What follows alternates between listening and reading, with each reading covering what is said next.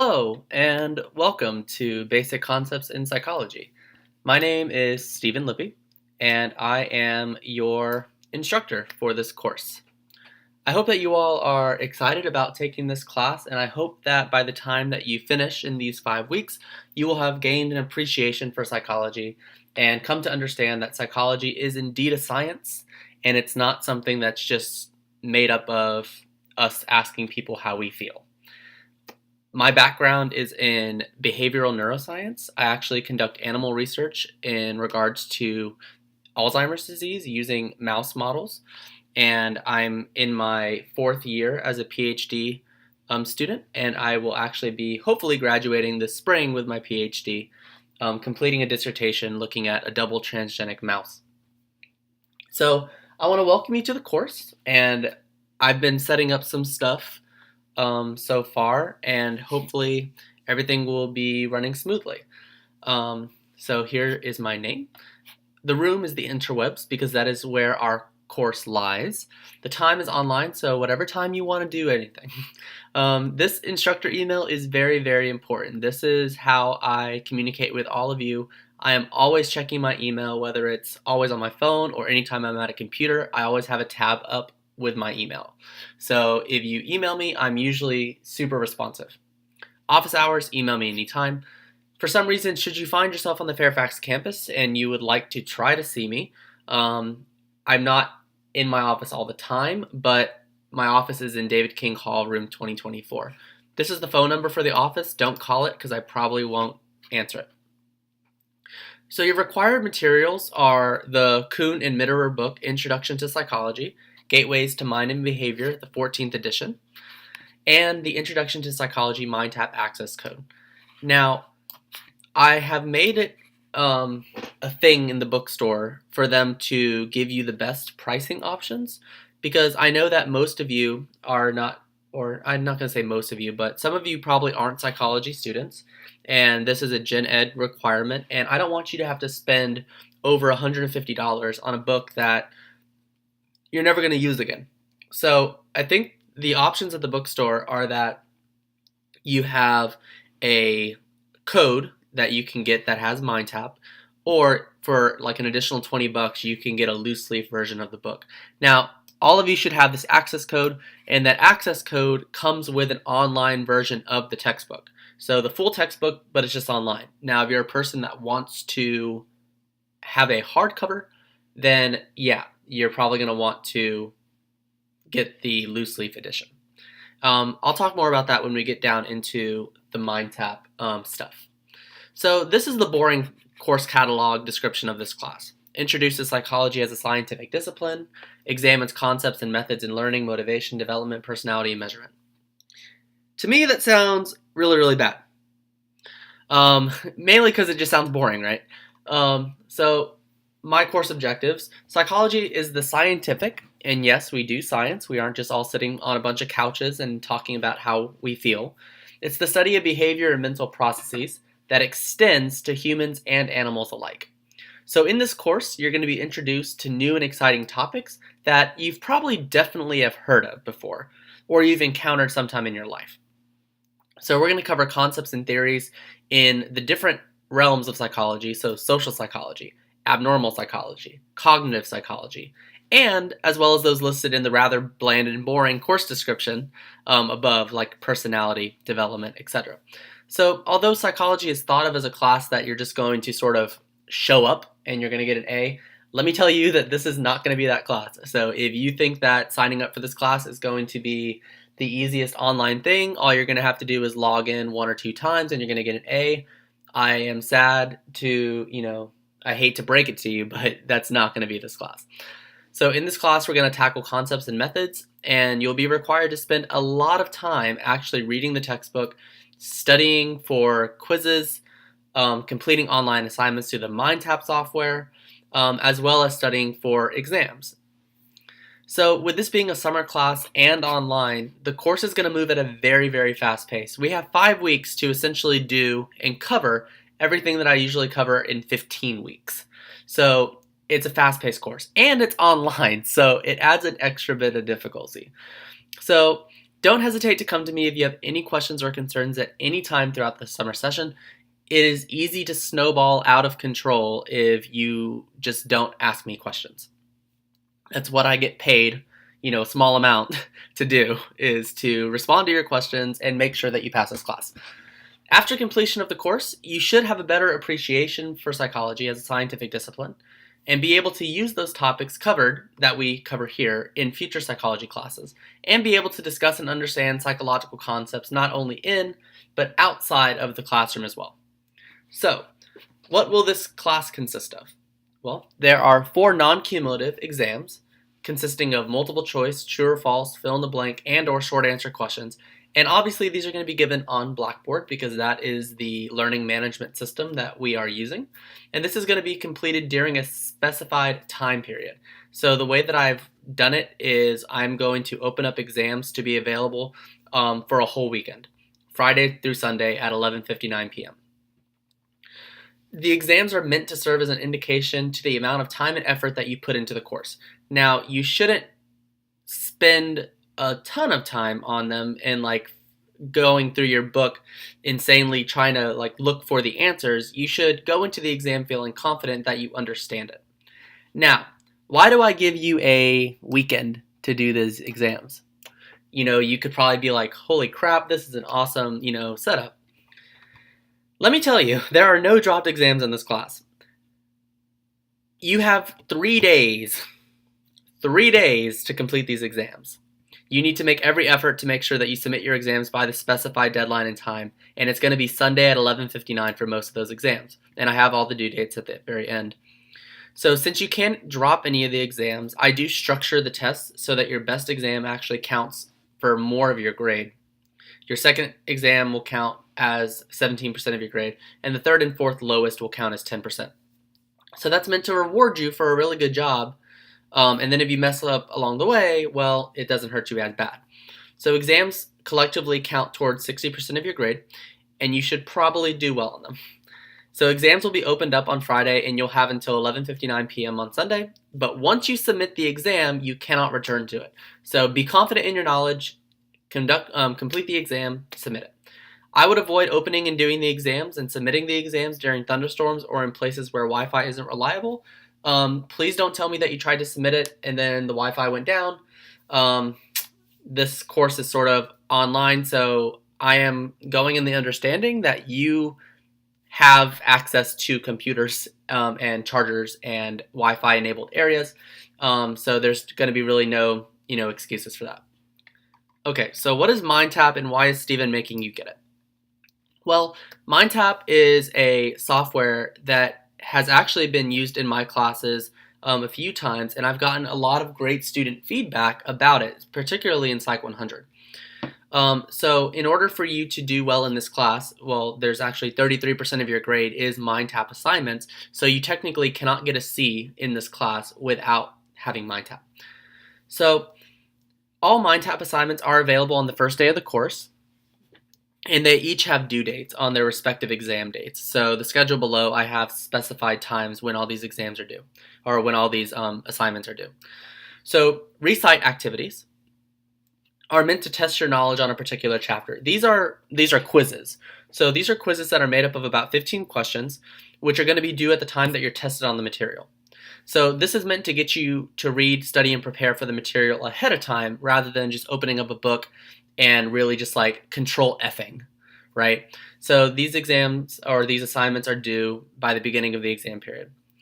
Now you get 2 tries at these MindTap recite assignments with a 60-minute time limit on each attempt. So again, please make sure that you're not in a Starbucks where Wi-Fi can go in and out. Make sure that you have a secure internet connection and that you can actually devote time to do these.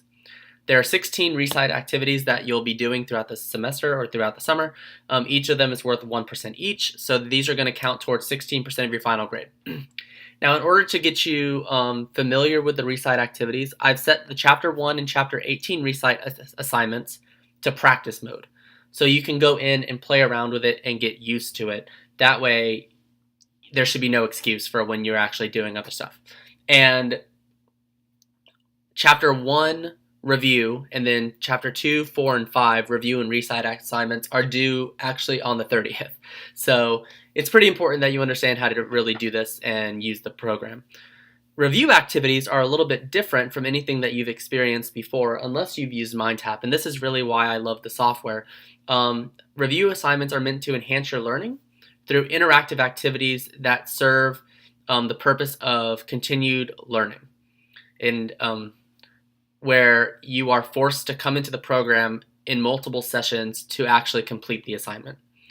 So they ultimately help you to master the material. So in order to get points for each of these review assignments, you're just required to reach level 1. And I'll show you a little bit more about what that entails. So some things to note: you cannot complete these assignments at the last minute in one try. You will always have to go in at least multiple times. Each chapter has a predetermined number of terms, so not all chapters are the same, that need to be committed to memory in order to reach level 1. There are 17 review assignments. Each of them are worth 1%. Each of them is due by the beginning of the exam period, and these assignments count towards 17% of your grade. So when you get into the review assignments, they'll give you the option of forming 5, 10, or 20 memories. Basically, if you select 5, you're going to have to do shorter sessions more frequently than a student who selects 20 terms.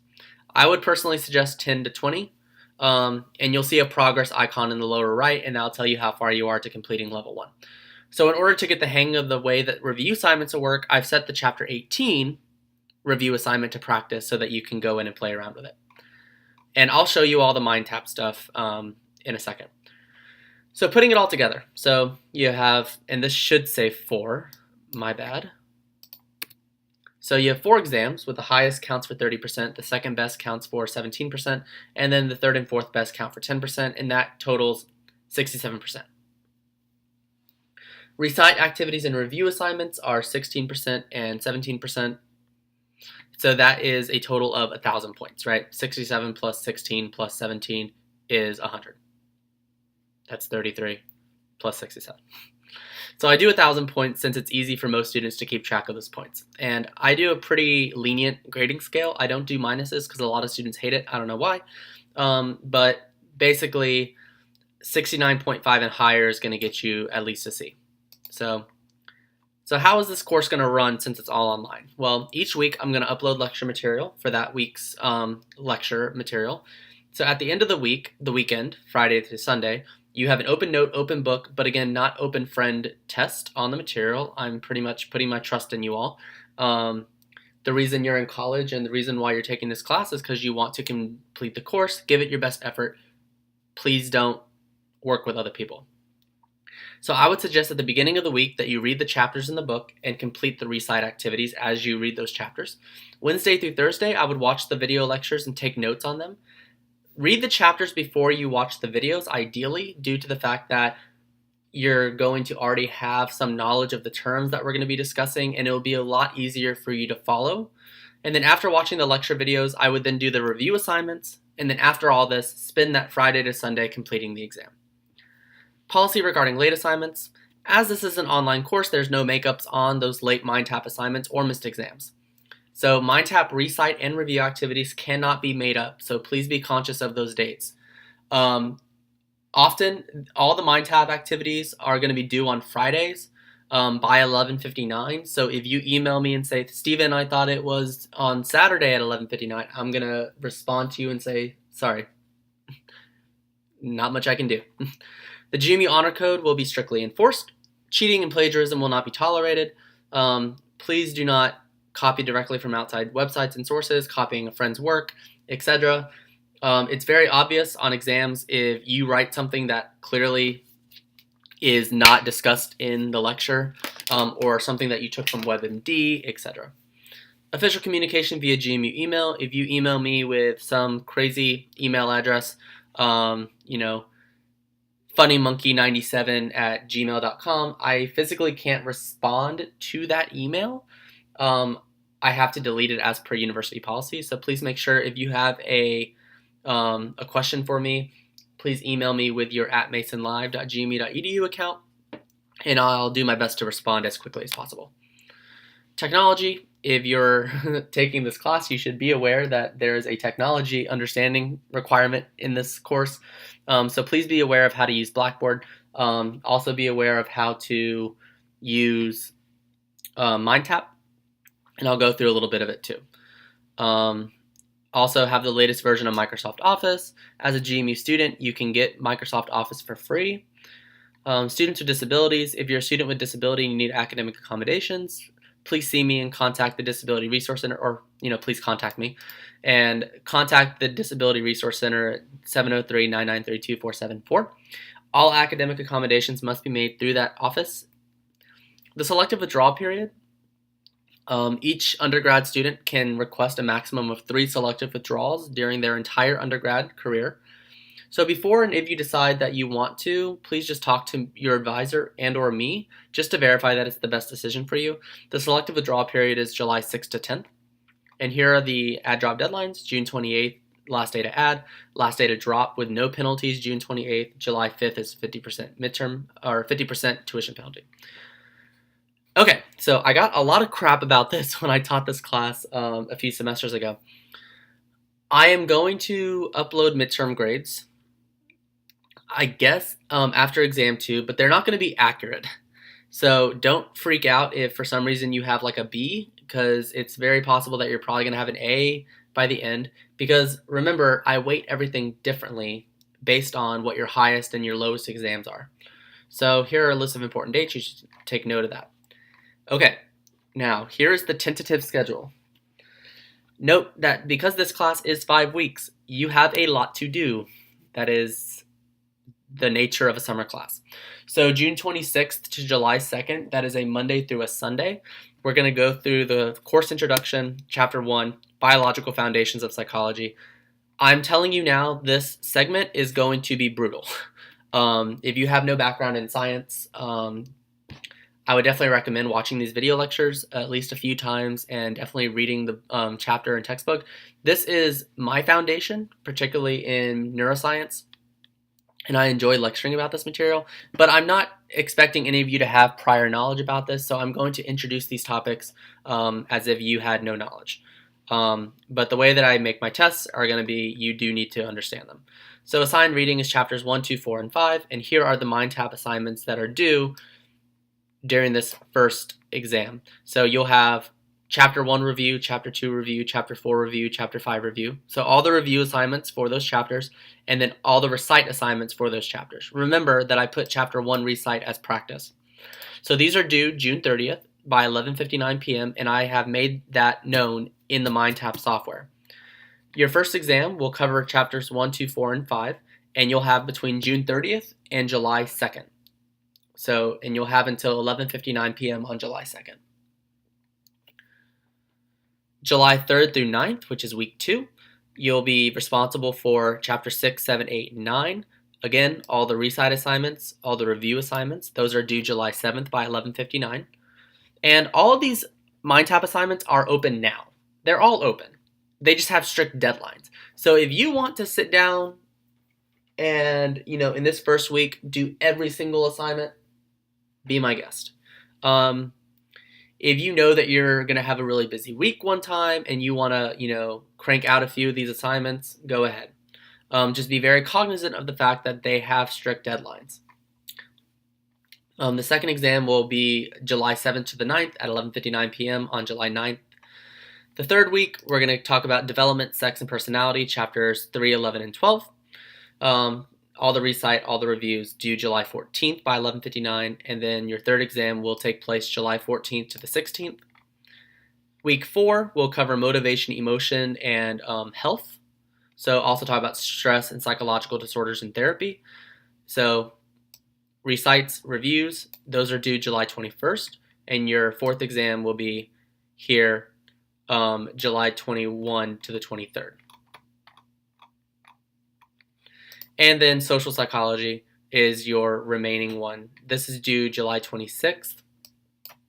Chapter 16 and 17 recites and 16 and 17 review. Keep your eye out for this last section right here. I might have like an additional assignment that can be of interest to many of you. So just keep that in mind. Okay. So without any further questions, what we're going to do is we're going to take a look at MindTap.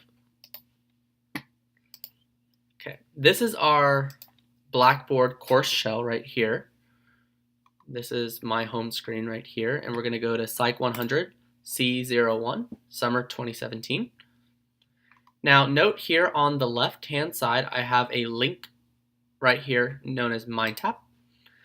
So click on MindTap and you'll click on this MindTap course. Now one thing that you have to be aware of is with using MindTap you need to go into your browser settings and actually disable pop-up blockers, due to the fact that MindTap is going to open up as a pop-up. So when you click MindTap course, you're going to be taken into the MindTap course. Now, when each of you do this, you are going to receive have like a prompt to input your code. Please do that. That way it's synced and linked through Blackboard. So here is just a brief view of like the calendar. So week 1, week 2, week 3, week 4, and week 5 of everything that's due. And here's the chapter 1 review training. I'm going to go ahead and click this and I'll show you all what this looks like. Sounds so fancy. Okay. So what happens is we're going to go into, we have 5 memories, 10 memories, etc. It looks like I've already done a few of these, but what we can do is this progress bar right here is telling you what percent you need. When you get 100%, that means you reach level 1. So if we click Learn 10 Memories, this is essentially what every chapter is going to be like. You're going to have your terms: experimental group that receives the treatment that an experiment is designed to test. And you can either say, you got it, right? Functionalism is the school of psychology that focuses on the adaptive functions of behavior. Got it. Now it starts to test you on terms. So you can say that you know it or you don't know it. And basically this software builds off of you and how well you know material. So I know it. And then it tests you. You say you know it, so do it.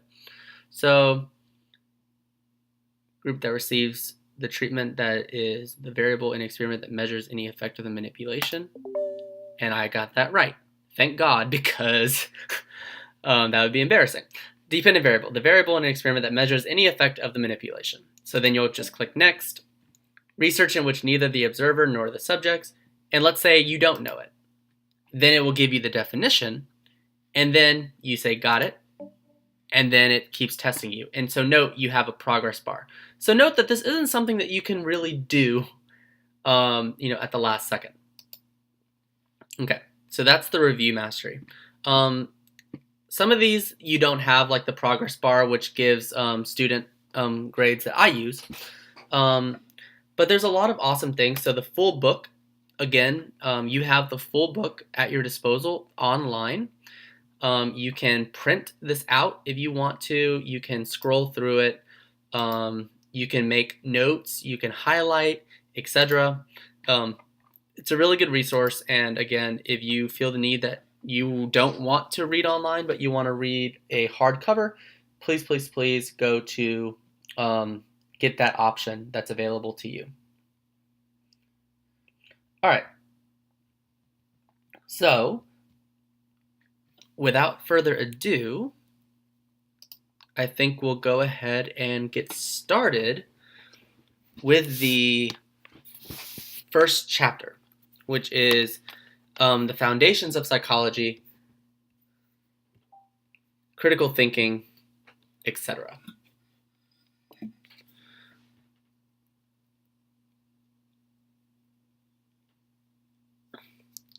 Okay, so this is chapter 1. In this chapter, we go through a brief history of the field of psychology. In addition to the brief history, we also discuss the basic ideas of experiments, independent, dependent variables, as well as the different types of research that are done in psychology. So I guess the first question that should be asked is, what is psychology? Psychology is, roughly speaking, the study of the mind. So logos is the knowledge or study, and then psych comes from psyche, meaning mind. So it's the knowledge or study of the mind. So its actual definition that we most often refer to is the scientific study, because again, psychology is a science, scientific study of overt behavior and mental processes. So we have a firm reliance on objective scientific observation to systematically answer questions about numerous behaviors. Overt behaviors are directly observable actions or responses, such as eating, sleeping, gambling, whereas covert behaviors are more subjective mental events like dreaming, thinking, remembering. And psychologists utilize research methods in order to answer particular questions. So ultimately, the goals of psychology are to describe, understand, predict, and control behavior. So we want to describe what sort of things are happening. We make a record of particular scientific observations. So what's the nature of the behavior? We want a description of this behavior. Understanding. We want to understand why the things we have observed or described occur. So why does this occur? Why does this happen? So we can explain or state an event or causes of an event/behavior. We want to be able to predict when this behavior may occur in the future, right? Prediction is the ability to forecast behavior accurately. Can we in the future predict when this will occur? And to control. We want to control the behavior in the future. So what can we do in order to affect it? This is the ability to alter the conditions that can affect behavior. So if we understand and we describe the behavior and understand what may cause the described behavior to occur, we could be able to predict and control it in the future. So what is critical thinking? And sorry that my slides get a little pushed down whenever I do PowerPoint on a smaller computer. So critical thinking is the type of reflection that involves us asking, can this particular belief be supported by scientific theory and observation? You're actually asking whether or not some belief can actually be supported. So critical thinkers evaluate ideas and take note with issues of reasoning and supporting evidence. So not necessarily being super skeptical, but you should be, right? As a critical thinker, you don't take things at face value. So authority doesn't necessarily make an idea true or false, right? Just because I say something doesn't make it true. So judging the evidence, judging the quality of the evidence that a particular belief is made of is going to be crucial.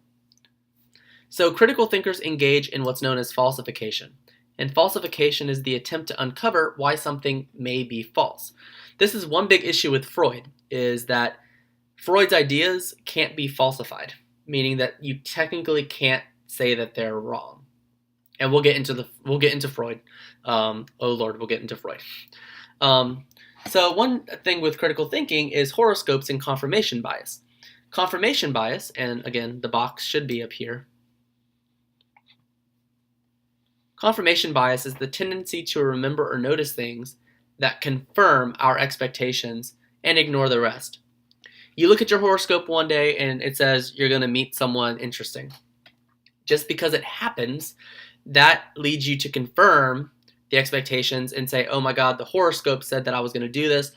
Well, you could have just met that person regardless. It wasn't because the horoscope said so. So again, critical thinking is evaluating and weighing, the evidence against whatever is happening. So as researchers and as psychologists, we follow the scientific method. We make observations. We define a problem. We propose a hypothesis, which is a tentative but objectively verifiable statement or question. We gather evidence and we test that hypothesis. We build theories which are systems of ideas designed to interrelate concepts and facts in a way that summarizes existing data and predicts future observations. We publish results, and if those results are able to be replicated, that adds credibility to what we've been studying and looking at. And then, as with anything involving humans, really, as well as research integrity, looking at and understanding ethics. So some possible ethics that are involved in research, such as the use of humans and animals to answer scientific questions. And as a note, if I ever stop talking for a second, it's often because I am drinking water or I am drinking something, and clearly I can't talk and drink at the same time, so please forgive any little silences. Okay, so we're going to go through a very brief history of psychology. So if you want to know more, there's actually a course at Mason called The History of Psychology. So you can take that if you wish. So in the late 1800s in Leipzig, Germany, Wilhelm Wundt found the first psychology lab. And so throughout the 1800s, really the idea of peering and trying to peer into the mind started to gain sort of grounds. But we didn't have a lot of fancy equipment, right? We didn't have CT scans and fMRIs and PET scans and all these other scans that exist. So we have different individuals coming up with different ideas of schools of thought in order to be able to come up with how can we study the human mind. So in the early 1800s, Franz Gall really came up with the idea of phrenology, which is the shape of the skull helps to reveal personality traits. Obviously, this is not correct, right? Just because you have a bump on your skull doesn't necessarily mean that that's why you're optimistic or that's why you're secure about stuff.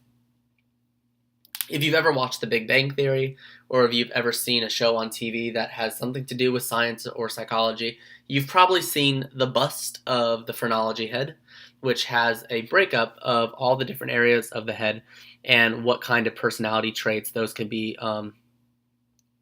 sort of describing.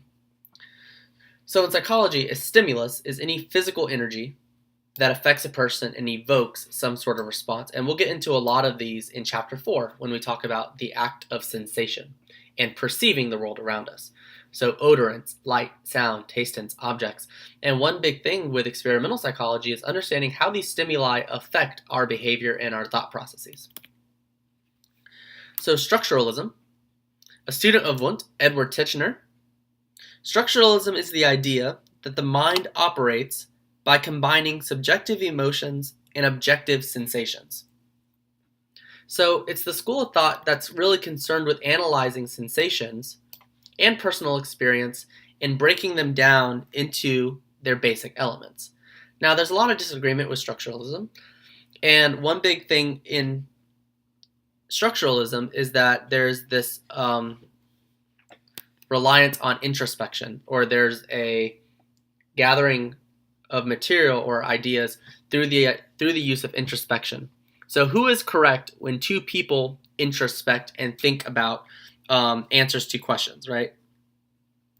So who's more correct? If you define something as one thing, or if you think of something as this versus that, who's to say that you're more right? In functionalism, William James published The Principles of Psychology, which was psychology's first textbook. So he came up with the idea of functionalism, which is looking at how behavior and mental abilities help people adapt to their environments. So Darwin wasn't a psychologist, but the idea of natural selection is still involved in the field of psychology, where evolution favors those species best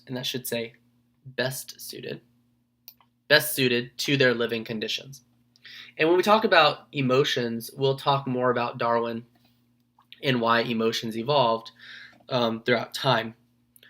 Functionalism brought about the study of animals into psychology, so this promoted the field of educational psychology.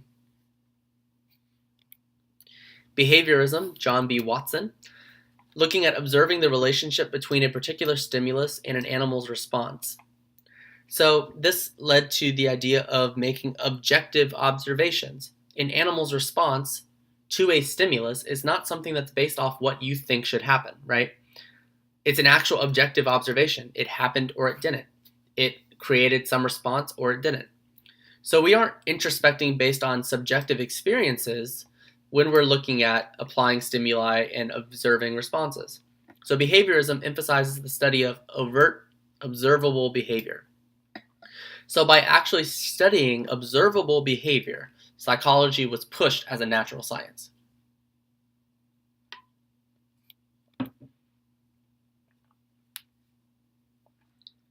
B.F. Skinner, when we talk about radical behaviorism, B.F. Skinner believed that actions are controlled by rewards and punishments, and that's how essentially learning occurs, is when we are doing things more and more, it's because we've been rewarded for them, and when our behavior is decreased, it's because we've been punished. So many of you have probably heard of like a Skinner box, or have at least seen pictures of a rat pressing a lever in order to get food. This is an example of a Skinner box. It's a conditioning chamber where the mouse or the rat does a particular task to get a reward. So according to Skinner, thoughts are not needed to explain behavior. You are simply looking at the relationship between rewards and punishments on behavior. If the behavior increases in frequency, it's because you've been rewarded to do so. If you are decreasing frequency of behavior, it's because you've been punished. So eventually behaviorism became less radical, where cognitive behaviorism came to play, where thoughts also play a role. So, you do particular things because you actually have mental processes and you are able to weigh pros and cons. It's not necessarily because you've been rewarded one time or punished another time. So Gestalt psychology by Max Wertheimer argued against dividing human thought and behavior into discrete structures. So essentially what Gestalt psychology does, it's a school of thought emphasizing the study of learning, thinking, and perception as a whole, rather than as those individual parts. So Gestalt psychology tried to examine a person's total experience, again, because the way that we experience the world is much more than just an accumulation of various perceptual experiences. The whole is greater than the sum of its parts. And Gestalt comes from the German meaning form, pattern, or whole. And when we talk about perception, we'll look at a few of these, not necessarily optical illusions, but we will talk about optical illusions. But when you are looking at this diagram right here, you're more often going to say that you see a triangle due to your brain's ability to fill in this pattern and make this a whole figure, rather than three separate Pac-Man-like figures. Okay, so this should say psychoanalytic psychology. Again, I'm sorry for the cutoff of my small Mac. But Sigmund Freud. Everyone has heard of Sigmund Freud. I'm pretty sure all of you have. So, according to Sigmund Freud, mental life is like an iceberg, where only a bit of it is present at the top, and our unconscious lies beneath the water. This lies outside of our personal awareness, and it's the mind, it's the area that we can't access. So, the unconscious is the internal struggles and urges that we supposedly deal with that dictate our behavior. So behavior is influenced by unconscious thoughts, impulses, and desires, especially those concerning sex and aggression, and that was something really big on Freud's mind. So according to Freud, all thoughts, emotions, and actions are determined. So the unconscious plays a major role in the way that we behave. So Freud created the area of study known as psychoanalysis, which is an approach to therapy which helps to explore unconscious conflicts and try to come to terms with those conflicts. So psychodynamic theory is the theory of behavior that emphasizes internal motives, conflicts, and those unconscious forces that may be playing on why we act a certain way.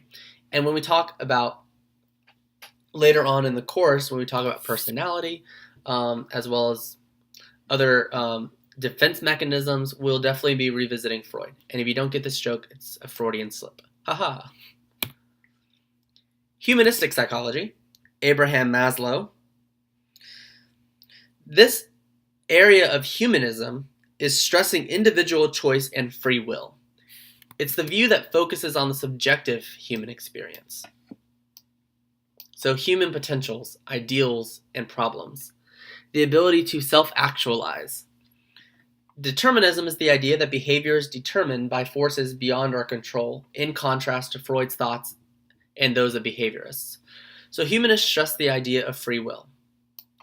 So topics of interest include psychological needs such as love, self-esteem, belonging, creativity, and spirituality.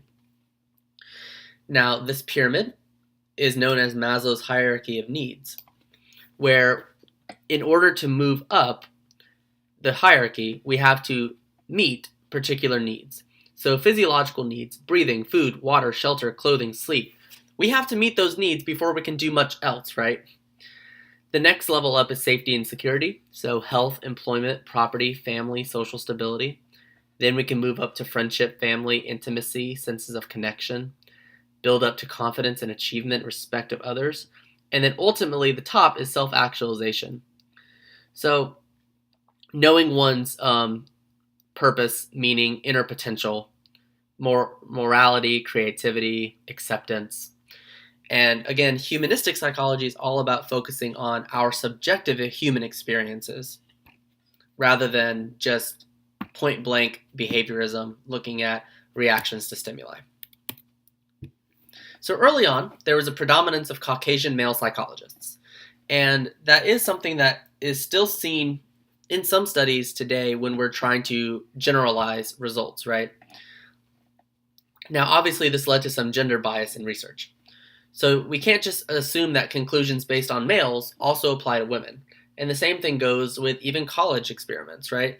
So a lot of Psych 100 requires students to do research. And if you're trying to generalize to college students with a college student sample, then that's okay. But if you're trying to say that, okay, I conducted a study with 100 white college males, and I'm trying to say that this is general to everyone in the population, well, that's probably not the case. It's probably good for white males that are college age, but may not necessarily be the same for women or individuals of color. So Margaret Washburn was the first woman PhD in psychology. Francis Cecil Sumner was the first African American man to earn a PhD in psychology. And Inez Beverly Brosser was the first African American female to receive her PhD. So, especially now, psychology is definitely becoming more diversified, particularly as you get into the area of cross-cultural psychology and looking at studying different cultures, as well as different not personalities, but a lot of different subcultures, people of different ages, sex, sexual orientations, etc. We're moving away from relying on just the same sort of samples that we've always been dependent on. So there are three main perspectives in the field of psychology. You have the biological, the psychological, and the sociocultural. Neuroscience, my area, falls underneath the biological perspective, which is explaining behavior in terms of biological principles, looking at the brain, understanding what is going on inside the brain that is causing behavior to occur. Psychological perspective looks at explaining behavior as a result of psychological processes that occur within each person. So cognitive psychology, looking at attention, learning, memory, what's going on in the more, not wholly subjective, but people's thoughts and mental processes do play a role in their behavior. And then the last perspective is the sociocultural perspective, which stresses social and cultural contexts and their impacts together on behavior. So cultural relativity, we need to take into account cultural values when analyzing behavior. We can't analyze it just through our glasses as Americans or in one culture. We have to be able to take into account a sample's cultural values, because that could be weighing in on why they did something that they did. So psychologists, who are we and what do we do? Well, psychologists are highly trained in methodology, research, and psychological theories. There are numerous branches of psychology, and just like the numerous branches of psychology, you have different psychologists. Most of them have masters or PhDs in their respective fields: biological psychologists, cognitive psychologists, neuroscientists. Some use animal models in order to model human behavior and processes, like I do. We aren't all shrinks. We're not all just sitting in the chair, having you on our couch, saying, "Tell us how you feel." That's not what we do. So, research methods in psychology are used in order to discover the cause of a particular behavior. So, we conduct experiments. We carefully control conditions and confirm or disconfirm our hypotheses. Okay. So a variable is any condition that can vary or affect the outcome of an experiment. Now, these are very important to understand, and actually, this was one of the main subjects on the AP Psychology exam this past year, was understanding the ideas of what makes an experiment, what is a dependent variable, and such. So this is really important to understand. An independent variable is the variable that you change. The dependent variable is the condition that is affected by the IV, or by the independent variable, something that you're measuring. And extraneous variables are variables which can affect the outcome of the experiment. They are not the actual variables of interest. So groups, you have experimental groups and control groups. Experimental groups are where participants are exposed to the independent variable or to a particular level of the independent variable. And a control group is exposed to all other variables except for the independent variable, or the variable under question. And so here's a simple experiment that we'll go through. So we want to see if giving rats drug X will increase anxiety in the elevated zero maze task. The elevated zero maze is a maze for mice, and roughly it looks like this. It is an elevated zero, as the name suggests, that lies off the ground. So I'll try to give you some depth perspective right here. So it stands on 4 legs.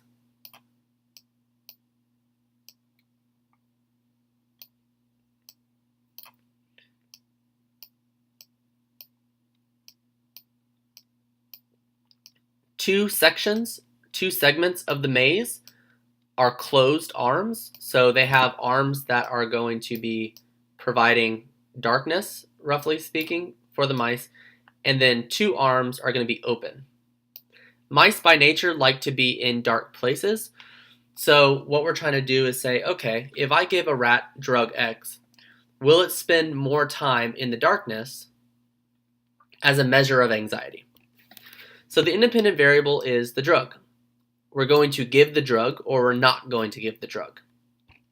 The dependent variable is behavior in the elevated zero maze, so level of anxiety. This is what we're measuring.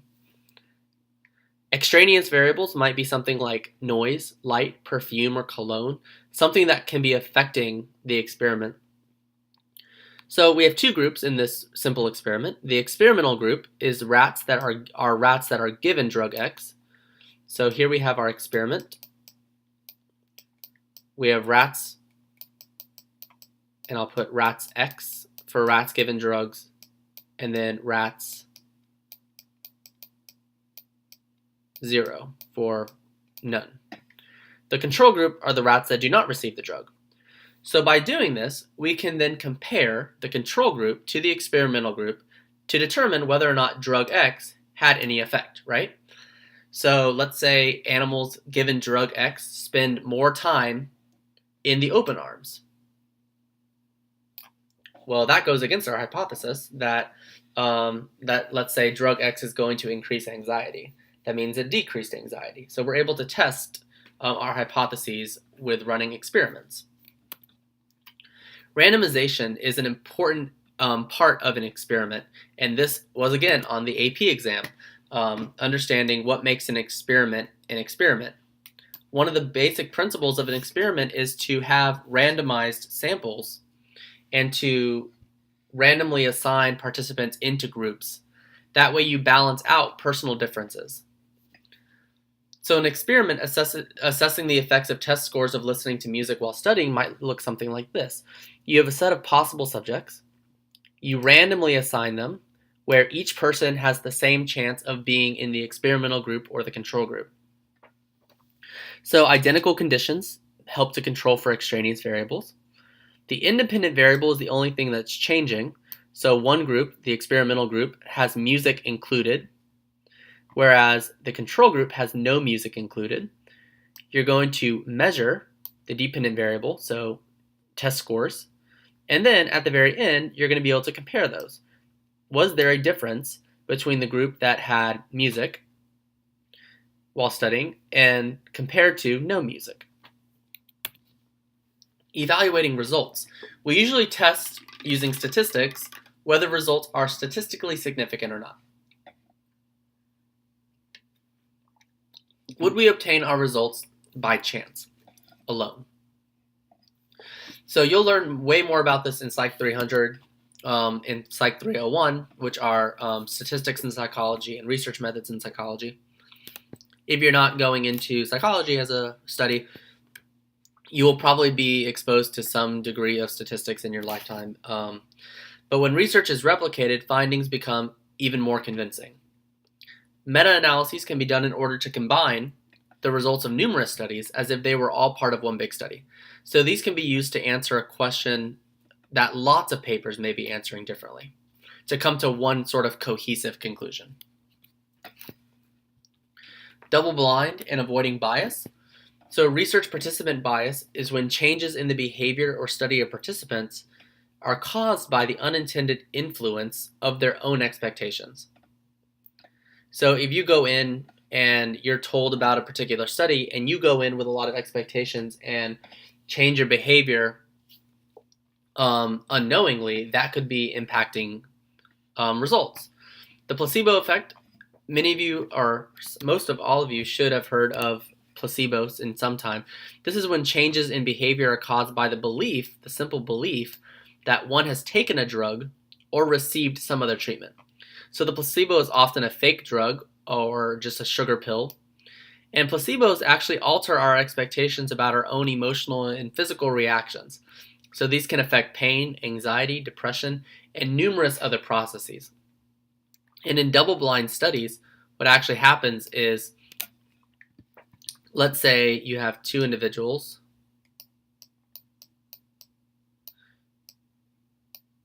and one individual is going to get a drug that is supposed to work, and the other person is supposed to get a placebo. The nurse that gives them the drug does not know which drug she is giving to person A or person B. So each person doesn't know, and then the person giving the drugs doesn't know. So hence, it's double-blind. Because if you think about it, you would be introducing a large amount of bias if you told the nurse, person A is going to get the drug that is supposed to help them, and person B is going to get a drug that is not going to, or a placebo. Well, the nurse might treat person A a little bit differently or with more optimism than she treats person B. So a double-blind procedure is helping to avoid bias. So single-blind experiments are when the participants are blind to the conditions, and a double-blind experiment is when participants and researchers are both blind. Now, researcher bias can still remain a problem. These are the changes in behavior caused by the unintended influence of the researcher themselves. So humans can be very sensitive about hints. So if, let's say, a researcher knew, or if a researcher was more optimistic with you or was giving you more encouragement, that could unintentionally influence a change in behavior. So self-fulfilling prophecies are predictions that can prompt people to act in ways that make the prediction come true. If you tell yourself that you're going to fail this exam, there's no point in studying, you're just going to fail it, and then you fail it, well, you've acted in so many ways that make the prediction come true, hence it's a self-fulfilling prophecy. So please be optimistic, especially with this class. So some non-experimental research methods. You have naturalistic observations, such as observing behavior in a natural setting. Correlational methods, studying the relationship between events, not looking at cause and effect.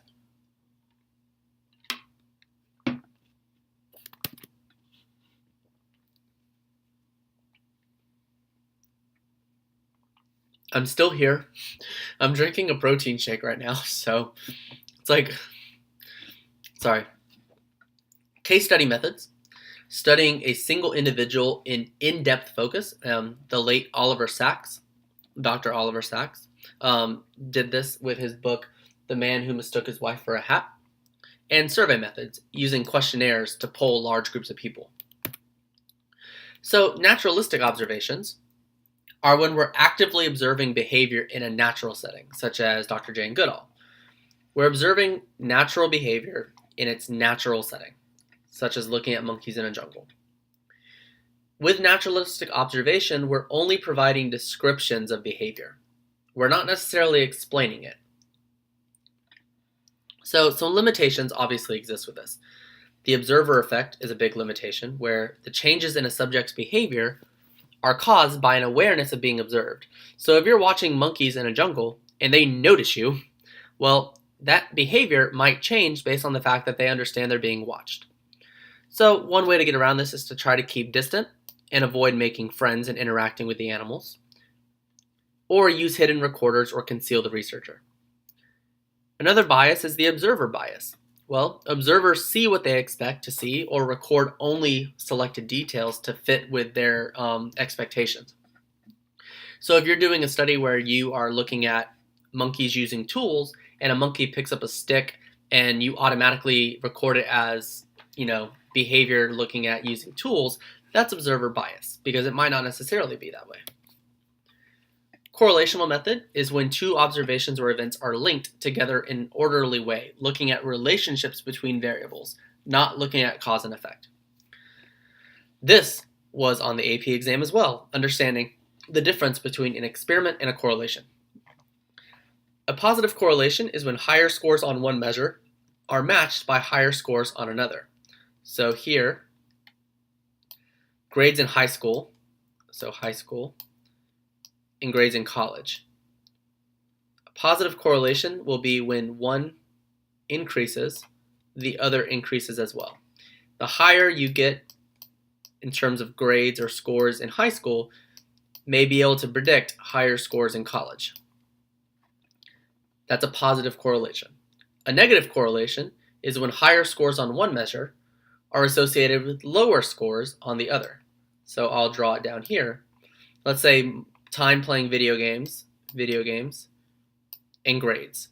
Now this obviously depends, and this is when we get to correlation does not equal causation. So when one increases, so let's say 1 hour over here and 6 hours over here, let's say your grades go down. This is a negative correlation. The correlation coefficient measures the strength and direction of a relationship, and this is between -1 and 1. -1 is a perfect negative correlation. +1 is a perfect positive correlation. The strength is how close you are to either -1 or +1, and direction is whether you're negative or positive. The closer to -1 or 1 you are, the stronger the relationship is. And one of the biggest ideas in research is that correlation does not equal causation. Just because two things correlate does not mean that one causes the other. Just because you have a high high school grade does not mean you are going to have a high college grade. And just because you play 6 hours of video games a night does not mean you are going to have low grades.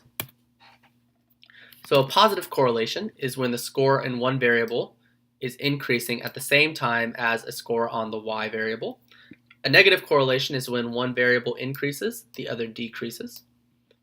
And the strength of relationship ranges from a perfect -1 to a perfect +1.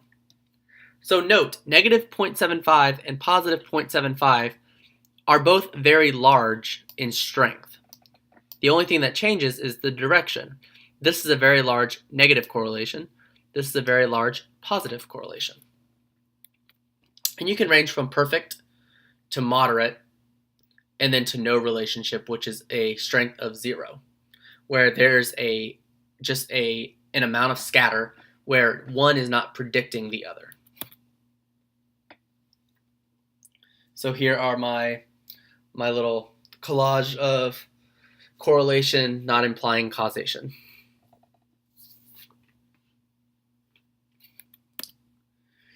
The case study method is an in-depth focus on a single participant. So this can be done to investigate mental disorders or incidences of extreme circumstances. So one big sort of limitation with case studies is that they lack formal control groups. But you learn a lot in case studies, such as Phineas Gage. Phineas Gage had a railroad spike flown through his frontal cortex, and after his incident, his personality was drastically changed. And obviously, we can't subject this in an experiment where we have certain groups of people have railroad spikes thrown through their brain and others not, right? But if a person has this happen to them, we can look at them in depth and measure behavior and say, okay, what's different than what it was before, etc. And Henry Molaison, or patient HM, we'll talk about him a lot when we go through learning and memory, but he actually had most of his hippocampi, or his hippocampus, a region of the brain important for learning and memory, actually taken out to help control for seizures. And so by doing this, doctors took out both sides of his medial temporal lobes, and they actually caused him to be unable to form new memories, which is severe anterograde amnesia. And the last method that we use as psychologists and that we can use is the survey method. So SurveyMonkey, Google Polls. I'm sure many of you have taken a survey. If you've taken any kind of survey where there's been questions where it's asked you to rate between 1 and 5, those are Likert scales. Public polling techniques are often used to answer these psychological questions. They're really easy to do in terms of dispersing this quiz and getting people to respond. So people in a representative sample are asked a series of carefully worded questions aimed to reflect the larger population. That's our goal as psychologists and researchers, is we can't measure the entire population, right? It's not feasible, it's not possible. But we can take a small representative sample and we can give them a survey, and hopefully we can reflect the larger population. So representative samples are obtained by randomly selecting who will be included. Now, with surveys, you have to be cautious though. So some people may not give accurate answers. So let's say you're asking someone about their sex life, their penis size, number of times they've cheated, etc. Well, if you're asking someone how loyal they've been to their spouse, there's different ways to phrase the question than how many times have you cheated on your spouse. They might lie. And one of these is known as the courtesy bias, where it's a tendency to give polite or socially desirable answers. If people think that their answers are going to make them look bad, most likely they're going to give less extreme answers. Well, this was our first lecture. I hope that you enjoyed it, and please make sure that you go through the syllabus and you have a good idea of the due dates. And if you have any questions, please let me know. I'm always here, and I look forward to lecturing to you all about the fields that I love, neuroscience, particularly in chapters 2, 4, and 5. So, see you there.